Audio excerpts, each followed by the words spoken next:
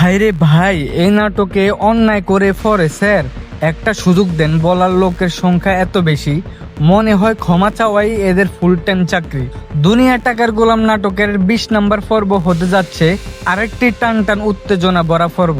কারণ এবার শেহজাদ এমন এক সত্য জানতে পারবে যা তার পুরো পৃথিবীটাই বদলে দেবে।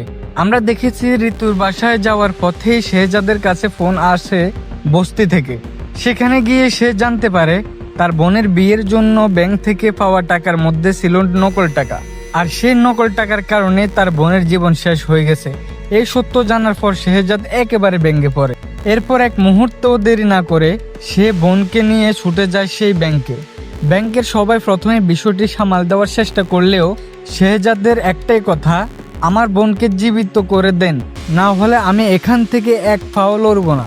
এই কথা শুনে পুরো ব্যাংকের পরিবেশ থমকে যায়।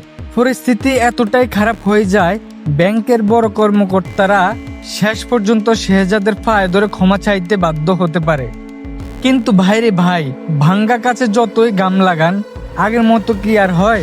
শেহজাদ এত সহজে কাউকে ছাড়ার মানুষ না। সে জানিয়ে দেয় এত বড় অপরাধের বিচার হবেই, প্রয়োজনে এই ব্যাংকই বন্ধ করে দেওয়া হবে।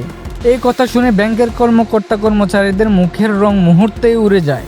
এই সময় আমার ফাজিল বন্ধু হাবিব জিজ্ঞেস করলো, দোস্ত তোর কি মনে হয় শেহজাদ কি সত্যি ব্যাংক বন্ধ করে দেবে?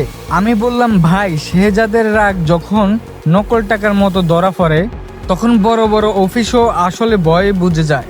আপনাদের কি মনে হয় শেহজাদ কি ব্যাংক ম্যানেজারকে ক্ষমা করবে নাকি কঠিন শাস্তি দেবে? কমেন্টে জানান। আর ফাজিলগিরি ফানে নতুন হলে এখনই সাবস্ক্রাইব করে ফেলুন। আল্লাহ হাফেজ।